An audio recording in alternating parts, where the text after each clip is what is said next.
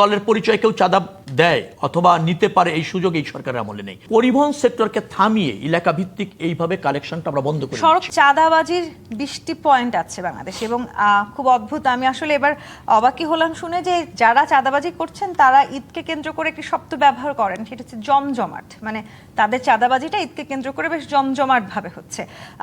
7 থেকে 10,000 টাকা করে ট্রাক প্রতি চাঁদা নেওয়া হচ্ছে এবং যারা চাঁদা নিচ্ছেন সেই জায়গাটিতে যদি আমরা একটু দেখি, হাইওয়ে, থানা, পুলিশ এবং রাজনৈতিক দলের কথিত নেতাকর্মীরা।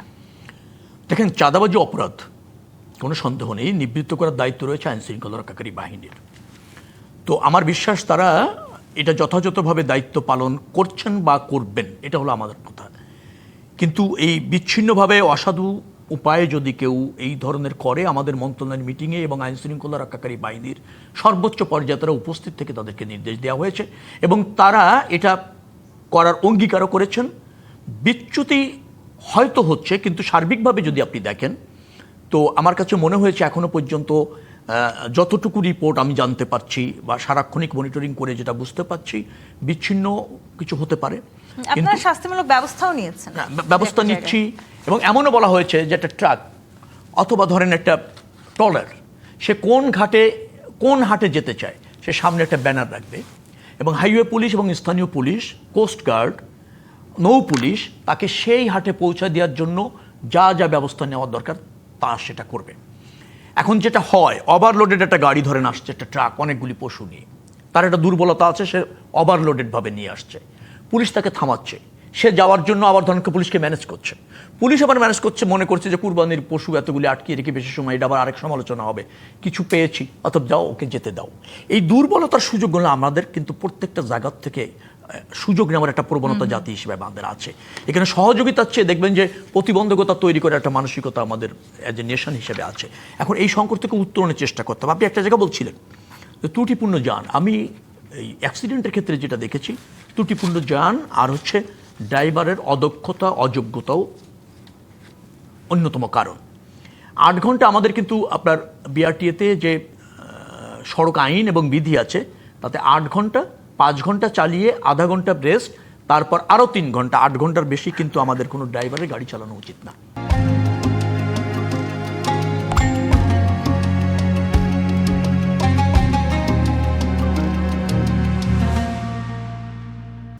এটা অ্যালাউ করে না, এটা শাস্তিযোগ্য অপরাধ এবং ওই ড্রাইভার যদি 8 ঘন্টার বেশি গাড়ি চালে তখন তার ড্রাইভিং লাইসেন্স ক্যান্সেলও করা যাবে, আইনে আছে। কিন্তু আমাদের দেখা যাচ্ছে যে 16 ঘন্টা, 18 ঘন্টা, 20 ঘন্টা পরিবহন মালিকরাও বা আসলে এই ড্রাইভার চালছে। এখন ড্রাইভারের স্বল্পতা আছে এরকম মনে করা হবে। তো এই ড্রাইভারটা যখন সে গাড়ি চালাচ্ছে তখন সে কিন্তু অনেক সময় সঠিকভাবে গাড়ি চালাচ্ছে না, পারছে না, এটাও একটা কারণ। ফিটনেসবিহীন গাড়িও একটা কারণ। এই দুটি জায়গায় কিন্তু আমরা আগের যে কোনো সময় চেয়ে কঠোর হয়েছি, নিয়ন্ত্রণ করতে চাচ্ছি। আমি আবারও বলছি, আমি খুব স্ট্রেট ফরওয়ার্ড কথা বলি, আপনি রাতারাতি যে একেবারে সম্পূর্ণভাবে বিধ্বস্ত করলে একবার পরিবহন সেক্টরটা কিন্তু ক্লপস করে যাবে।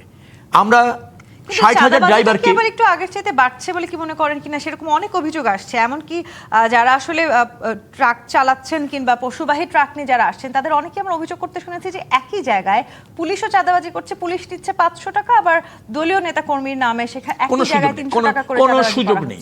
এই যারা বলেন কোনো সুযোগ নেই। আমি আপনাকে চাঁদাবাজির জায়গা একটু বললেন, আমাদের দুটো জিনিস আছে, এটা একটু জানা দরকার। আসলে এটা আমাদের যারা রিপোর্ট করেন আর একটু গভীরে যাওয়া দরকার। প্রথমত হচ্ছে আমাদের পৌর এবং সিটি কর্পোরেশনগুলি সমস্ত এলাকার বাস এবং ট্রাক স্ট্যান্ড তারা নির্মাণ করেন, সংস্কার করেন, মেনটেন্স করেন, যার জন্য প্রত্যেকটা জেলা এবং আমি আবারও বলি আপনাকে, পৌর এবং সিটি কর্পোরেশনে ওখানে নির্ধারিত একটা ফি আছে, টাকা তারা কালেক্ট করে, বৈধভাবেই করে, এখানে ইজারাও নেওয়া আছে।